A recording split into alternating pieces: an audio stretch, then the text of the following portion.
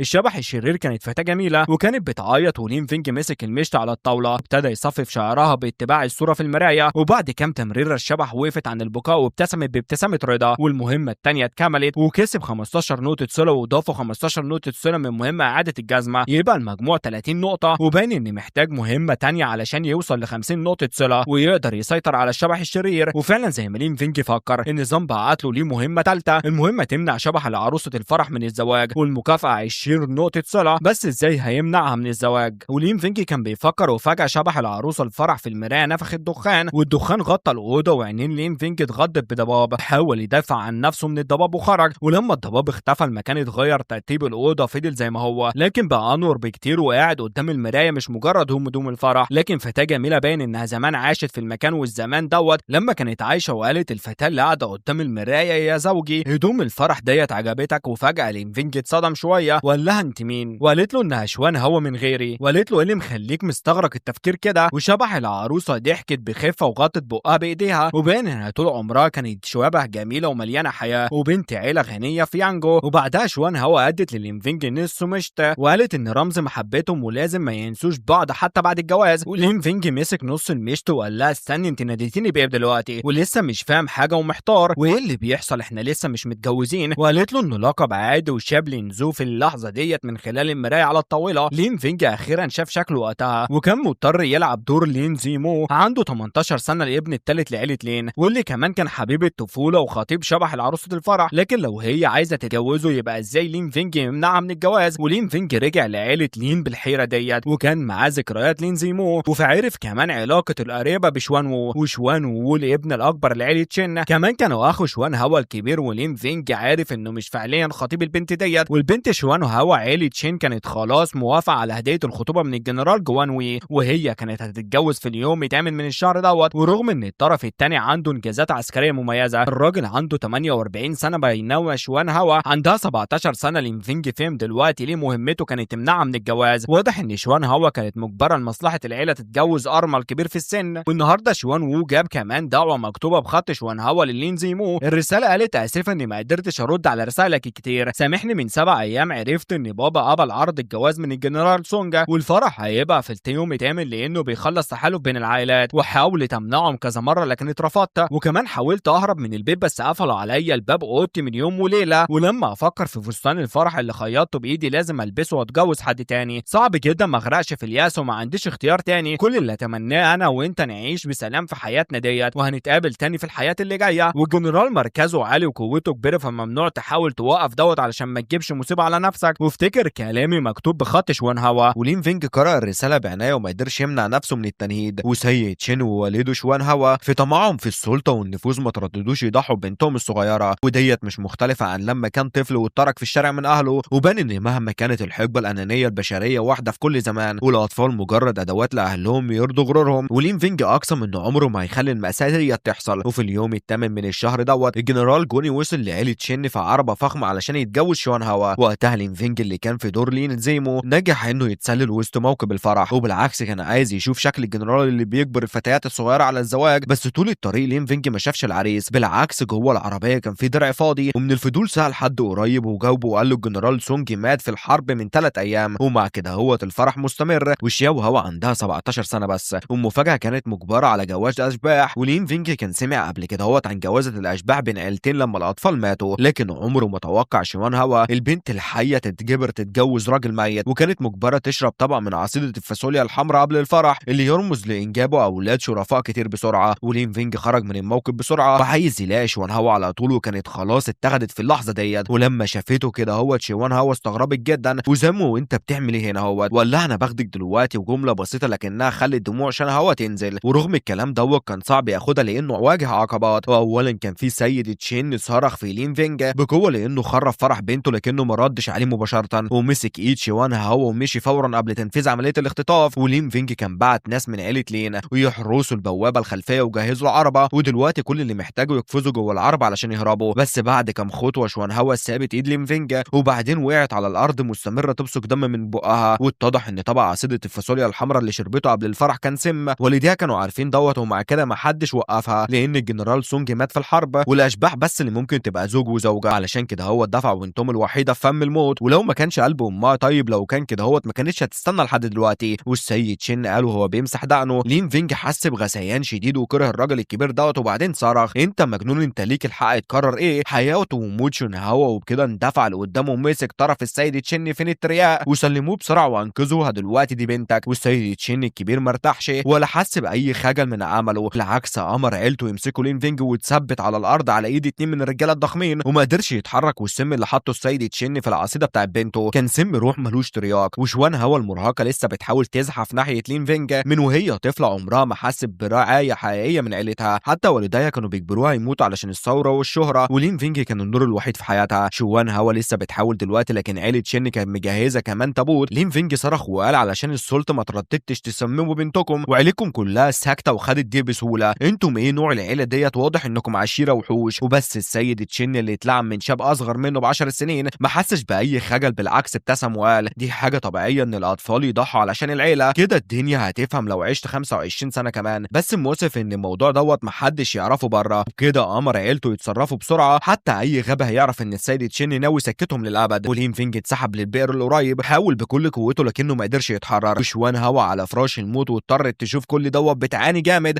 ولين فينج اترمى بوحشيه في البئر على ايد الخدم عيله تشين. وشوان هوا اللي لسه ما ماتتش يمكن كمان جروها بالقوه في التابوت. وعيله تشين اعلنت اعلنت للناس ان بنتهم الكبيره ماتت فجاه من مرض قبل يومين، والجنرال جوني مات في الحرب قبل 3 ايام، ودوت سمح ليهم بالصدفه بانهم يعملوا جواز اشباح دلوقتي. ولما خرج من التابوت الرئيسي الناس شافوا الشخصيه لابسه حمراء، وشوان هوا بعد موتها الظلم اتحولت لشبح منتقم علشان تنتقم من كل عيله تشين. وفي نفس الوقت لينفينج اللي اترمى في البئر الجاف جسمه اتقطع وقوته بدات تختفي ونظراته بدات تتشوش، واخر حاجه شافها كانت سما محمره باهته زي فستان الفرح اللي شوان هوا حطيته. وجه لطيف وفي شقاوه ظهرت قدامه، هو لسه صح على صوت بيقول له صحي. لينفينج كان عنده 6 سنين وقتها. طفله عرفت نفسها بسعاده وقالت ان اسمها تونجا، وسالته عن اسمه من غير ما يستنى جوابها. البنت الصغيره سلمته شويه عيش، ولينفينج حط العيش في بقه بشراهه. تونجا حذرته وقالت له كل اهدى شويه هتتخنق، والبنت الصغيره كمان وقالت بمرح ممكن اخد منه. ولينفينج صرخ وقال لها انت فاكراني قلت دول امشي من هنا. وبعد نص ساعه تقريبا لما لينفينج اتاخد لمكان انضف، تونج سالت بفضول يعني انت كمان اتسبت هنا من مامتك وباباك؟ لينفينج رد بحزن وقال مامتي قالت كنت طفل فاشل للجميع، اتولدت بس علشان اضيع الموارد. والراجل تنهد وقال مين قال ان الانسان لازم يكون مفيد،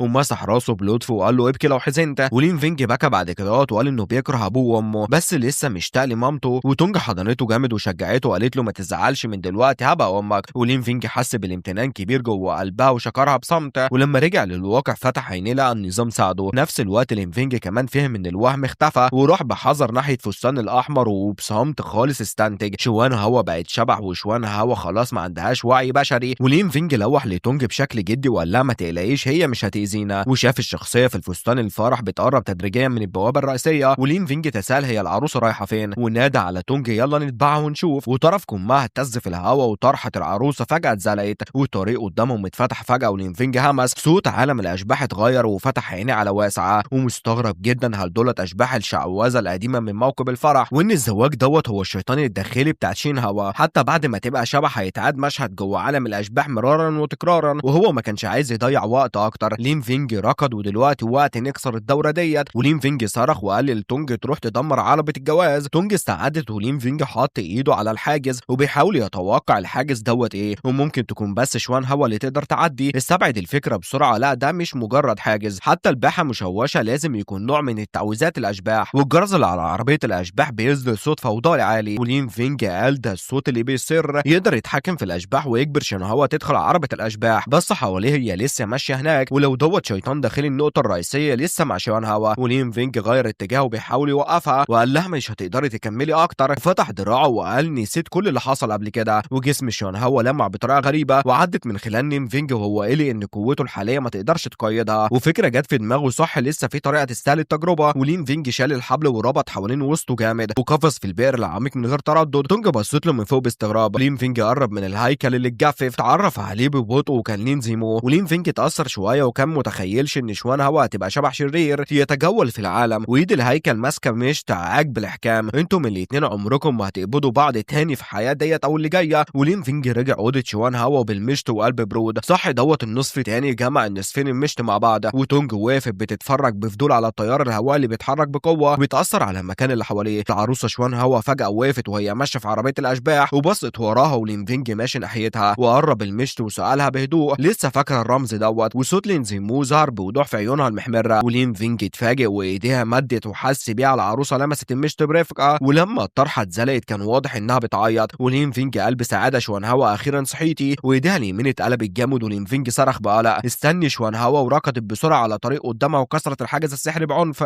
وشوان هوا زي الوحش كسرت عربه الاشباح لاجزاء، والسرعه دي صدمت لينفينج. بس بعدين الاجزاء بدات تتجمع تاني وتسال بحيرها اللي اتحلت. وخصائص عربه الاشباح ديت غريبه جدا، وشرايط قماش حمراء نمت بسرعه، وعيون وانف وفم عربه الاشباح اتحول لكائن حيه او بالاحرى وحش، وكان ليه 4 رجلين سود ومخالب حاده. ولينفينج رفع ايديه وتجنب الهجوم، وفي نفس الوقت شكر تونج على انها صدت الهجوم عنه. وعربه الاشباح قدر يتعافى تاني وتوتر وقال لنفسه الحاجه ديت مش خايفه من الهجوم الجسدي. وعربه الاشباح مصنوعه من ورق، وركض ناحيه عربه الاشباح من غير تردد. ولينفينج لوح بايده وطلع مقذوفه نار ورماها جواها، ولما الستاره اتفتحت تحرك لمكان امن ونبه كل بصوت عالي ابتعدوا عن المكان، وتنهد في سره بجد النار بتحرق. وبص على الخراب وقال هل اتحلت المشكله؟ وفجاه قطع من القماش وقعت، وعربه الاشباح كبرت اكتر واكتر وبقى لونها ابيض. ولينفينج اتفاجئ زي ما توقع الموضوع مش سهل. بص على العروسه شوان هوا وبعدين لاحظ تعبير وجهها، عرف انها عندها قدره شبح النار، وما كانش متوقع ان شاو هوا تعرف المهاره ديت. وايد بمخلب حاده طلعت من عربه الاشباح وهجمت العروسه شوان هوا، وبسرعه عملت درع استطاعت صد الهجوم وقدرت ترد الهجوم كمان. ولين فينج فرح وقال مفيد جدا وعظيم، وامر تونج بحزم ساعدها تتحكم في عربة الاشباح. وشوان هاو سيطرت على شبح النار بخيط حريري، والاتنين امتثلوا وارجل الوحش اتشبكت جامد بالخيوط الحمراء، وعربة الاشباح اتميلت وفقدت التوازن وكانها تسقط. وشوان هاو شدت عدد لا يحصى من الخيوط الحمراء، وشرارات شيطانيه طلعت من ايديها واستخدمت الخيوط كمرشد، والنار انتشرت تدريجيا وولعت عربة الاشباح. والنظام بعت اشعار مبروك انتهت من مهمة ربط العروسة. ولين فينج تنفس الصعداء خلصنا، والعروسة ركعت برئة. ودلوقتي ظهر خيار اخيرا، ربط بالعروسة وصل 50 وتقدر تبقى شبحك التانية موافق. ولين فينج وافق فورا، والشروط كان ياخد نقطة دم طازجة ويديها للعروسة تشربها، ووشها الجميل كان فيه اثار حنان. ولين فينج نادى على شوان هوا بهدوء وقال لها احنا اتقابلنا مع بعض تاني. وعد اسبوع بس ما كانش فيه حوية دم،